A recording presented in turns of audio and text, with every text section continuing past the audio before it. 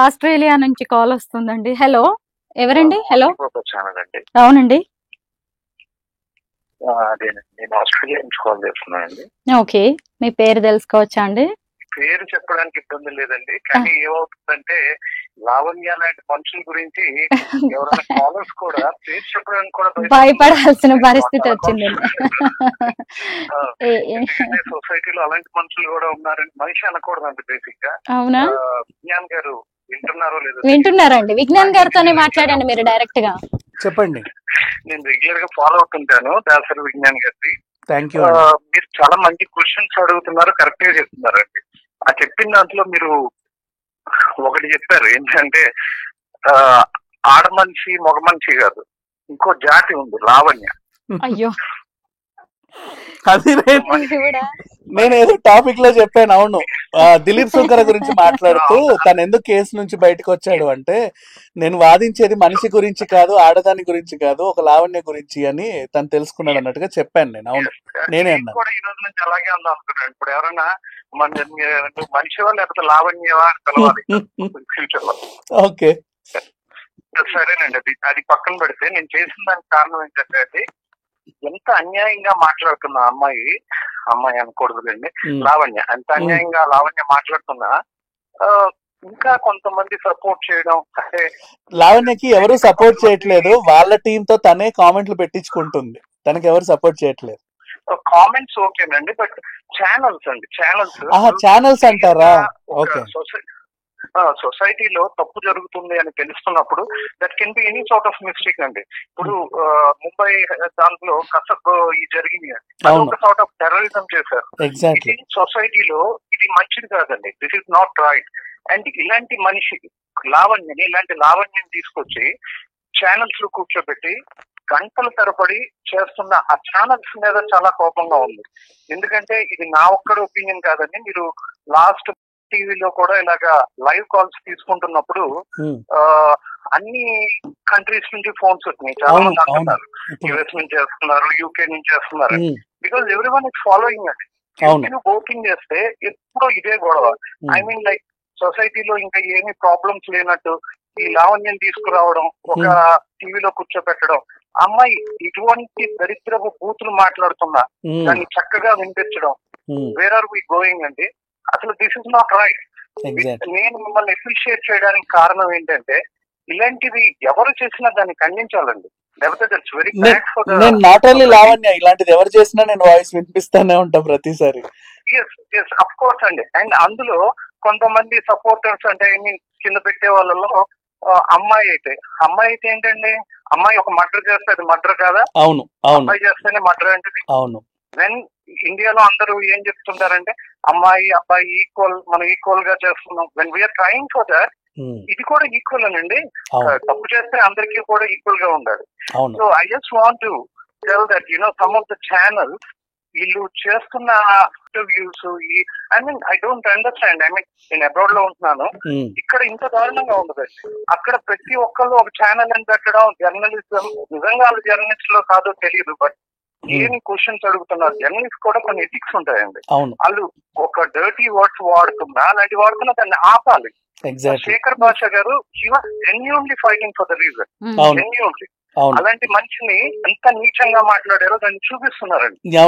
మొత్తం యూట్యూబ్ లో సర్క్యులేట్ అవుతున్నందుకు అన్ని కంట్రీస్ చూస్తున్నారు.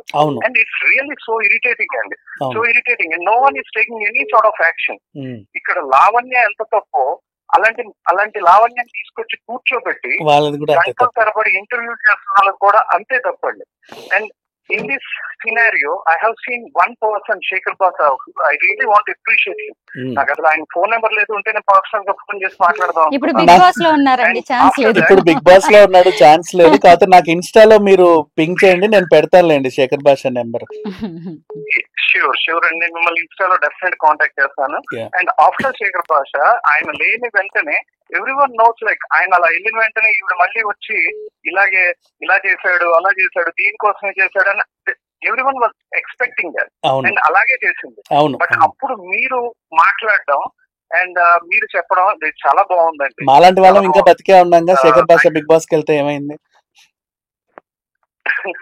అదేనండి, అంటే దాన్ని మీరు ఒక మంచి పని, అది మీరని కదండి, ఎవరైనా ఒక మంచి పని చేసినప్పుడు వీ హ్యావ్ టు అప్రిషియేట్. నేను మాకు నైట్ చాలా లేట్ నైట్ అయింది, స్టిల్ నేను మీకు ఫోన్ చేసి కాల్ చేయడానికి మాట్లాడడానికి కారణం ఏంటంటే I really want to appreciate.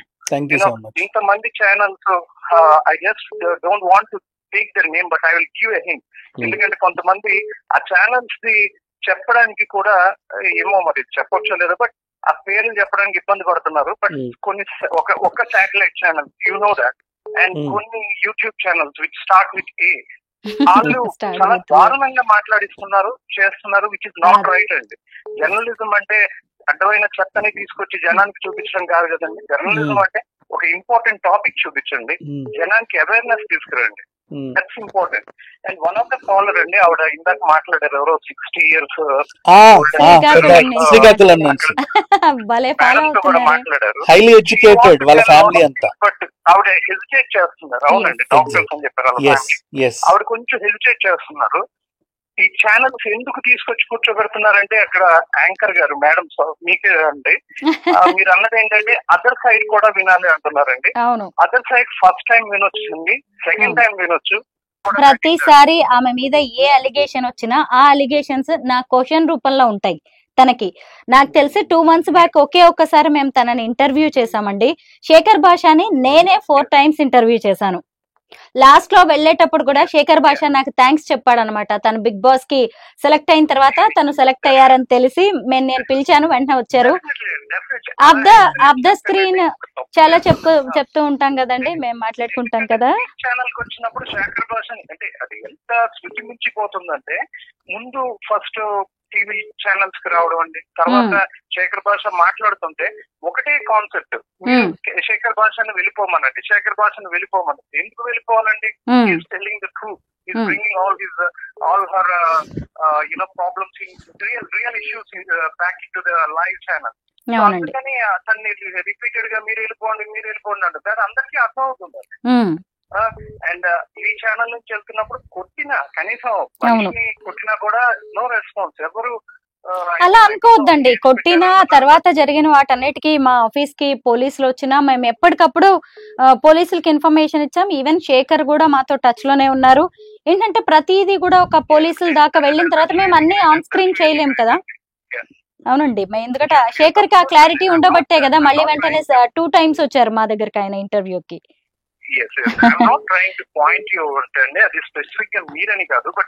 ఈ రోజు మేము మీ అందరికి ఛాన్స్ ఇచ్చామంటే మీరు కూడా మేమెంత జెన్యూన్ గా ఉన్నాం అనేది కూడా మీరు ఆలోచించాలండి.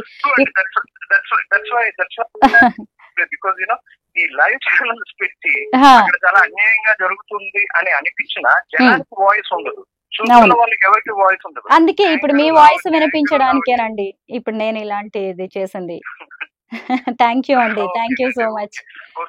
థ్యాంక్ యూ అండి, థ్యాంక్ యూ. థ్యాంక్ యూ అండి, థ్యాంక్ యూ సో మచ్. చాలా కాల్స్ వస్తున్నాయి, 175 calls. అంటే ఇన్ని రోజులు నిజంగా ఇది ఒక వ్యక్తిగత వ్యవహారమే అనుకున్నాను నేను. విజ్ఞాన్ గారు ఏదో లావణ్య రాజ్ తరుణ్ కి సంబంధించిన ఇష్యూ, సరే డ్రగ్స్ అనే ఇష్యూ ఎప్పుడైతే వచ్చిందో అప్పటి నుంచి మాత్రం నాకు అనిపించింది ఇది సొసైటీకి సంబంధించిన విషయం, మనం మాట్లాడాలి అని చెప్పి. అప్పటి నుంచే మనం కూడా రెస్పాండ్ అవ్వడం అనేది మొదలు పెట్టాము. ఆ తర్వాత అసలు ఎన్ని అప్డేట్స్ అండి. ముందు ఏంటంటే ఆ కాల్ రికార్డ్స్ నమ్మగలమా? ఎదుటి మనిషిని నమ్మే పరిస్థితి ఉందా? 13 years నాకు పెళ్ళై మా అంటే నమ్మకం లేని చోటే ఈ రిలేషన్ అంతా కూడా. నెక్స్ట్ ఏం జరగబోతుందండి? ఎందుకంటే సహజీవనంతోనే ఈ కేసు అయిపోయింది, పోలీసుల పరిధి నుంచి వెళ్ళిపోయింది, అది కోర్టుకు వెళ్తారు, ఇంకా అక్కడ చూసుకోవాల్సిందే అనుకున్నాం మేము. లాయర్ గారితో కూడా మొన్న ఒక లైవ్ ఇంటర్వ్యూ చేసామండి. అప్పుడు కూడా ఒకటైతే చెప్తున్నా, ఓపెన్ గా చెప్తున్నా, లావణ్య కనుక మీకు ఎక్కడైనా కనిపిస్తే సీరియస్లీ చెప్తున్నా, చెప్పు తీసుకో ఒకటి కొట్టండి. ఓపెన్ గా చెప్తున్నా స్టేట్మెంట్. ఒక్కటి చెప్పు తీసుకొని ఒకటి కొట్టండి. ఈ వినాయక నవరాత్రులకి మీకు ఎంత పుణ్యం వస్తుందో నాకు తెలియదు కానీ, నవరాత్రులు చేసినంత పూజలు చేసే ఎంత పుణ్యం వస్తుందో అంతకి ఒక 1000 పుణ్యం వస్తుంది లావణ్య లాంటి దాన్ని చెప్పుతో ఒక చెప్పు దెబ్బ కొడతాయి. సీరియస్లీ వాళ్ళకు కూడా సిగ్గు వస్తుంది. అలాంటి వాళ్ళని చూసి మిగతా వాళ్ళు కూడా సిగ్గు తెచ్చుకుంటారు. నేను విజ్ఞాన్ దాసరి మాట్లాడుతున్నా. లావణ్య ఎవరికైనా సరే ఎక్కడైనా కనిపించినా సరే చెప్పు తీసుకోటి కొట్టండి. విజ్ఞాన్ గారు, ఇప్పుడు డ్రగ్స్ కేసు అనేది చాలా సీరియస్ గా ఉంది. ఇక మిగతావన్నీ చూసినా గానీ ఎక్కడికక్కడే దానికి ఒక కామా పడుతుంది, ఒక క్లైమాక్స్ అనేది కనిపిస్తుంది. అంటే మాల్వి దగ్గరికి వెళ్ళారు, ముంబై వెళ్ళింది కేసు, ముంబైలో పోలీసులు అక్కడ ఏదో చెప్పేసి వార్నింగ్ ఇచ్చి పంపించేశారు. ఇవాళ ఇక్కడికి వచ్చారు, కేసు అన్నారు. ఒకవేళ నిజంగా దొంగతనం జరిగి ఉంటే నార్సింగి పిఎస్ లో కేసు అయ్యి ఉండాలి కదా. అలాంటిది ఏమీ లేదు, జస్ట్ ఇప్పుడు ఏదో చెప్పింది. ఏమి దాని గురించి ఎక్కువ పట్టించుకోకండి. మనం మాట్లాడుతున్న కొద్దీ ఏదో జరిగిపోయిందేమో అన్న ఫీలింగ్ వస్తుంది, బట్ ఏమీ లేదు అక్కడ.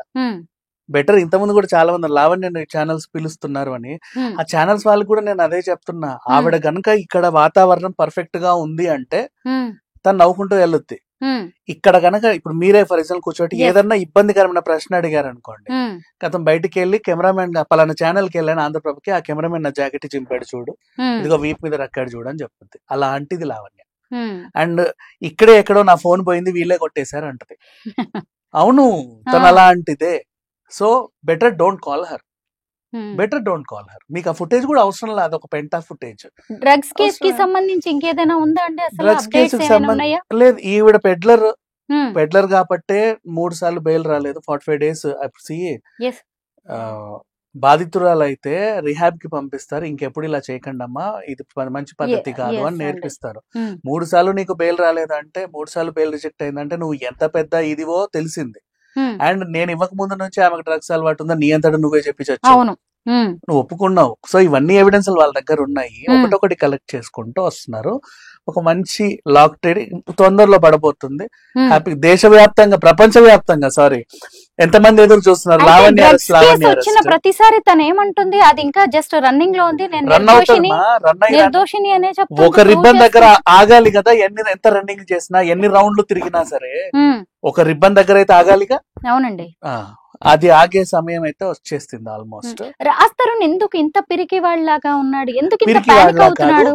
వన్ సెకండ్, యాక్చువల్ గా తన మీద 3 సినిమాల బాధ్యత ఉంది. వాళ్ళ సినిమాకి డ్యామేజ్ చేయకూడదు, తన పర్సనల్ ఇష్యూస్ తీసుకొచ్చి. ఆ 3 సినిమాలు ఇప్పుడు నెక్స్ట్ 13th అయిపోతుంది. ఈ 15th తర్వాత రాజస్థాన్ బయటకు వస్తాడు, మాట్లాడతాడు. ఆయన మాట్లాడతాడంటే అదే పనిగా మళ్ళీ లావణ్య లాగా మాట్లాడు. అథెంటిక్ ఒక చిన్న ఫస్ట్ లో ఎలా అయితే నీట్ గా కట్టె కొట్టి తెచ్చడం జరిగింది ఎలా చెప్పాడో, మళ్ళీ నిజాలు ఏంటి అనేవి ఒక నీట్ గా చెప్పేస్తాడు. ఆ తర్వాత కూడా మళ్ళీ కనబడ్డాడు. ముంబై ఇన్సిడెంట్ లో చూసారు అసలు రాజ్ తరుణ్ పరిస్థితి ఎలా ఉందో, కూర్చోమంటే కూర్చుంటున్నాడు, మాల్వి ఇట్లా ఉంది, వాళ్ళ నాన్న షేక్ హ్యాండ్ ఇస్తే ఇట్లా కూర్చుంటున్నాడు. గట్టిగా ఎవరైనా అరిస్తే ఇట్లా అయిపోతాడు రాజ్ తరుణ్, తనకు ఫోబియా ఉంది గట్టిగా. నువ్వు అందుకే లావణ్య తన అడ్వాంటేజ్ గా తీసుకుని అదే పనిగా అరిచేది. అరిస్తే అలా ఉండిపోతాడు, కాసేపు వరకు కదలడు, అబ్బాయి పానిక్ అయిపోతాడు అంతే. అది తనకుంది, జబ్బులాగా ఉంది, ఎప్పటి నుంచో ఉంది అది.